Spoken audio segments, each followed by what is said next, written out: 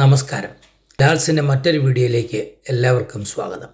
ഇന്നത്തെ ഈ വീഡിയോ നമ്മൾ ചെയ്യുന്നത് അയർലൻഡിലേക്ക് ഈ 2025 ഏറ്റവും കൂടുതൽ ഡിമാൻഡുള്ള ചില ജോലികളെ പരിചയപ്പെടുത്താൻ വേണ്ടിയിട്ടുള്ളതാണ്.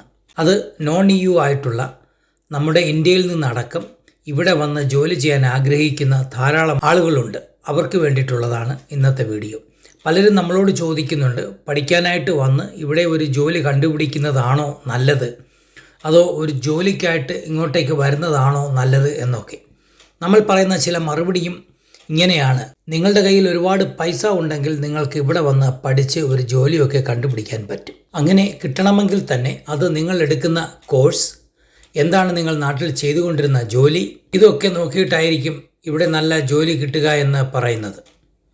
നല്ല ജോലി എന്ന് പറയുമ്പോൾ ക്രിട്ടിക്കൽ സ്കില്ലിലായിരിക്കുന്ന ജോലികളെക്കുറിച്ചാണ് നമ്മൾ സംസാരിക്കുന്നത്. ഇത് പറയാൻ മറ്റൊരു കാരണം, ജനറൽ വിസയിൽ വന്നിട്ടുള്ള ധാരാളം ആളുകൾ അവരുടെ സാലറിയുടെ കുറവ് കൊണ്ട് ഫാമിലിയെ അല്ലെങ്കിൽ സ്പൗസിനെയോ ഒക്കെ കൊണ്ടുവരാൻ പറ്റാതിരിക്കുന്നവരുണ്ട്. തൽക്കാലം നമ്മൾ പറയാൻ പോകുന്നത് ഏറ്റവും കൂടുതൽ ഡിമാൻഡ് അയർലൻഡിലുള്ള, അതും നോൺ EU കാൻഡിഡേറ്റിന് സ്പോൺസർ വിസ കൊടുക്കുന്ന ജോലികളെക്കുറിച്ചുള്ളതുമാണ്. വീഡിയോയിലേക്ക് പോകുന്നതിന് മുമ്പ് ഈ ചെറിയ ചാനൽ നിങ്ങൾ ഇതുവരെ സബ്സ്ക്രൈബ് ചെയ്തിട്ടില്ല എങ്കിൽ ഒന്ന് സബ്സ്ക്രൈബ് ചെയ്ത് വെച്ചേക്കുക. തൊട്ടടുത്തുള്ള ബെൽ ബട്ടൺ കൂടി എനേബിൾ ചെയ്ത് വെച്ചേക്കുക. അപ്പോൾ ഞങ്ങൾ അപ്ലോഡ് ചെയ്യുന്ന എല്ലാ വീഡിയോയും ഉടൻ തന്നെ നിങ്ങൾക്ക് കിട്ടുന്നതുമായിരിക്കും. നമുക്ക് നേരെ വീഡിയോയുടെ വിശദ വിവരങ്ങളിലേക്ക് പോകാം. ഏറ്റവും കൂടുതൽ ഡിമാൻഡുള്ള ജോലികളെ കുറിച്ചാണ് നമ്മൾ പറയാൻ പോകുന്നത്. അതിൽ പ്രധാനപ്പെട്ടത് IT ഡിപ്പാർട്ട്മെൻറ്റാണ്. അതിൽ തന്നെ software development, data analyst, data scientist, ഇങ്ങനെ പോകുന്നു ആ ജോലികൾ. അടുത്തത് എപ്പോഴും നമ്മൾ പറയാറുള്ളത് പോലെ ഹെൽത്ത് കെയർ മേഖലയാണ്. അതിൽ തന്നെ നേഴ്സസ്, ഡോക്ടേഴ്സ്, അങ്ങനെ തുടങ്ങുന്ന ഹൈ ക്വാളിഫൈഡ് ജോലികളാണ് ഏറ്റവും കൂടുതലുള്ളത്. അടുത്തത് എൻജിനീയറിംഗ് ആണ്. ഒരുപാട് ഓപ്പർച്യൂണിറ്റീസ് ആണ് ഇതിനുള്ളത്. അതിൽ തന്നെ construction and infrastructure, project managers, civil construction engineers, അങ്ങനെ തുടങ്ങി ധാരാളം വേക്കൻസികളാണ് കാണുന്നത്. ഇനി നമുക്ക് IT സോഫ്റ്റ്വെയർ എഞ്ചിനീയേഴ്സിനുള്ള ഏറ്റവും കൂടുതൽ വേക്കൻസികൾ എവിടെയാണെന്ന് നോക്കാം. ലോകത്തുള്ള എല്ലാ IT കമ്പനികളുടെയും നല്ലൊരു ശതമാനം കമ്പനികളും അയർലൻഡിലുണ്ട്. അതുകൊണ്ട് തന്നെ അയർലൻഡ് ITയുടെ ഒരു ഹബ്ബ് തന്നെയാണ് എന്ന് വേണമെങ്കിൽ പറയാം. അയർലൻഡിലെ സ്ട്രോങ് ടെക് സെക്ടറിലുള്ള ഗൂഗിൾ, ആമസോൺ ആൻഡ് ഫേസ്ബുക്ക് തുടങ്ങിയ കമ്പനികളിലേക്ക് സോഫ്റ്റ്വെയർ എഞ്ചിനീയേഴ്സിൻ്റെ ധാരാളം വേക്കൻസികളാണ് കാണുന്നത്.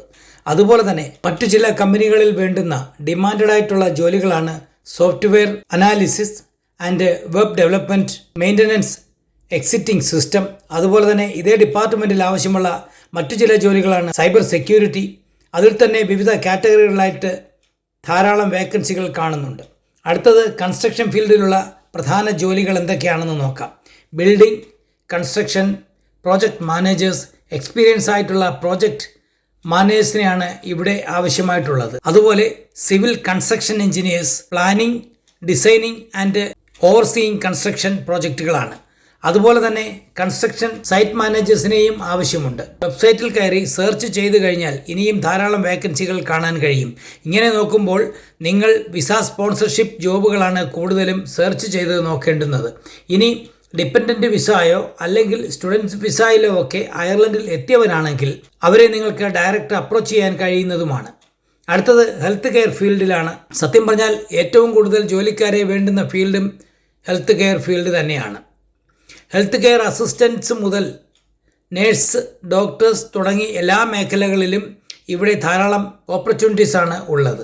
ഇപ്പോൾ എങ്ങു നിന്നും ഈ ഫീൽഡിലേക്ക് വലുതായിട്ട് ഒരു ഇൻ്റർവ്യൂസും നടക്കാത്തത് കൊണ്ട് തന്നെ ധാരാളം വേക്കൻസികളുണ്ട്. ഉടൻ തന്നെ ഇൻ്റർവ്യൂസൊക്കെ തുടങ്ങും എന്ന് വിശ്വസിക്കുന്നു. അതുപോലെ തന്നെ സോഷ്യൽ കെയർ മാനേജേഴ്സ്, കൂടാതെ സെയിൽസ്. ഈ സെയിൽസിൽ തന്നെ ടെലികോം സെക്ടറിലേക്ക് ധാരാളം വേക്കൻസികളാണ് കാണുന്നത്. അവരും വിസ സ്പോൺസർഷിപ്പ് ചെയ്യാൻ തയ്യാറുമാണ്. ഇനി ഈ വേക്കൻസികളൊക്കെ എവിടെയാണ് കണ്ടുപിടിക്കേണ്ടത് എന്ന് നോക്കിക്കഴിഞ്ഞാൽ അയർലൻഡിലെ ഏറ്റവും പ്രധാനപ്പെട്ട job പോർട്ടലുകളായ indeed, jobs.ie, irishjob.ie, LinkedIn, ഈ സൈറ്റുകളിലൊക്കെ കമ്പനികളുടെ വിസ സ്പോൺസർഷിപ്പ് ജോലികളും ലിസ്റ്റ് ചെയ്യുന്നുണ്ട്. അതുപോലെ തന്നെ അയർലൻഡിലെ പ്രധാനപ്പെട്ട കമ്പനികളൊക്കെ നമുക്ക് വെബ്സൈറ്റിൽ കയറി നോക്കാൻ കഴിയും. അവരുടെ കരിയർ പേജിൽ പോയി ഡയറക്റ്റ് അപ്ലൈ ചെയ്യാനും സാധിക്കും. എല്ലാ ഇൻ്റർനാഷണൽ ബ്രാൻഡ് കമ്പനികളുടെയും ഓഫീസുകൾ അയർലൻഡിലുണ്ട്. സോഫ്റ്റ്വെയറിലും IT യിലുമൊക്കെ ജോലി ചെയ്യുന്ന ആളുകൾക്കും നല്ല യോഗ്യതയുണ്ടെങ്കിൽ അവരുടെ അയർലൻഡ് ബ്രാഞ്ചിലേക്ക് നിങ്ങൾക്ക് അപ്ലൈ ചെയ്യാൻ സാധിക്കും. നേരത്തെ നമ്മൾ ചെയ്ത പല വീഡിയോകളിലും ഇവിടുത്തെ പല റിക്രൂട്ട്മെൻറ്റ് ഏജൻസികളെയും പരിചയപ്പെടുത്തിക്കൊണ്ടുള്ള വീഡിയോകളാണ് ഉള്ളത്. അതൊക്കെ നോക്കിക്കഴിഞ്ഞാൽ അയർലൻഡിലുള്ള റിക്രൂട്ട്മെൻറ്റ് കമ്പനികളെ കണ്ടുപിടിക്കാൻ എളുപ്പമായിരിക്കും. നമ്മളെപ്പോഴും പറയുന്നത്, നിങ്ങളാരും ഇവിടെ ജോലി കിട്ടി വന്ന് ബുദ്ധിമുട്ടുന്നത് കാണാൻ താല്പര്യമില്ല. അതുകൊണ്ട് തന്നെ നല്ല സാലറി ഉള്ളതും ക്രിട്ടിക്കൽ സ്കിൽ ജോലികൾ ആയിട്ടുള്ള ജോലികൾ തന്നെ കണ്ടുപിടിച്ച് അയർലൻഡിലേക്ക് വരണം. എങ്കിൽ മാത്രമേ നമുക്ക് നമ്മുടെ നാട്ടിലുള്ള സ്പൗസിനെയും അല്ലെങ്കിൽ ഫാമിലിയെയും ഒക്കെ ഇവിടെ കൊണ്ടുവരാനും ഒരുമിച്ച് താമസിക്കാനുമുള്ള അവസരങ്ങൾ ഉണ്ടാവുകയുള്ളൂ. ജനറൽ വർക്ക് പെർമിറ്റിൽ അയർലൻഡിൽ എത്തിയവർക്ക് ഇതിനൊക്കെ ഇപ്പോൾ വളരെ പാടാണ്. ക്രിട്ടിക്കൽ സ്കിൽ ഓക്യുപ്പേഷൻ ലിസ്റ്റ് ഒക്കെ നമ്മൾ നേരത്തെ പല വീഡിയോകളിലും ചെയ്തിട്ടുണ്ട്. അതുപോലെ തന്നെ സാലറിയും പ്രത്യേകം നിങ്ങൾ നോക്കണം. അയർലൻഡിൽ വലിയ ചിലവാണ്. പ്രത്യേകിച്ചും ഡബ്ലിൻ, കോർക്ക്, ഗോൾവേ തുടങ്ങിയ സെൻറ്ററുകളിലൊക്കെ ആണെങ്കിൽ വളരെ എക്സ്പെൻസീവാണ്. ഇപ്പോൾ വീട്ടുവാടകയായാലും അതുപോലെ തന്നെ ഫുഡും മറ്റു കാര്യങ്ങൾക്കും ഒക്കെ തന്നെ. അതുകൊണ്ട് തന്നെ സാലറി മിനിമം ഒരു 40,000 യൂറോയ്ക്ക് മുകളിലെങ്കിലും കിട്ടിയെങ്കിൽ മാത്രമേ ഇവിടെ പിടിച്ചു നിൽക്കാൻ പറ്റുകയുള്ളൂ. പ്രധാനമായിട്ടും IT-യിലൊക്കെ 50,000 മുതൽ മുകളിലോട്ട് സാലറി കിട്ടാറുണ്ട്. അതുപോലെ തന്നെ നേഴ്സസിനൊക്കെ ആണെങ്കിൽ സ്റ്റാർട്ടിംഗ് 40,000-ന് മുകളിൽ സാലറി കിട്ടണം. ഇതൊക്കെ നോക്കിയിട്ട് വേണം നിങ്ങൾ അയർലൻഡിലേക്ക് വരുവാൻ. അല്ലെങ്കിൽ ഇവിടെ എത്തിയിട്ട് നിങ്ങൾക്ക് ബുദ്ധിമുട്ട് അനുഭവിക്കേണ്ടി വരും. ഇത് ഞങ്ങൾ കണ്ടുകൊണ്ടിരിക്കുന്ന കാര്യമായതുകൊണ്ടാണ് ഈ പറയുന്നത്. അപ്പോൾ എല്ലാവർക്കും ഈ വീഡിയോ ഉപകാരപ്പെടട്ടെ എന്ന് പ്രാർത്ഥിക്കുന്നു. ഈ പറഞ്ഞ കാര്യങ്ങളൊക്കെ നിങ്ങൾ മറ്റുള്ളവരിലേക്ക് കൂടി ഷെയർ ചെയ്ത് കൊടുക്കുക. മറ്റൊരു വീഡിയോയുമായി വീണ്ടും കാണും വരെ നന്ദി, നമസ്കാരം.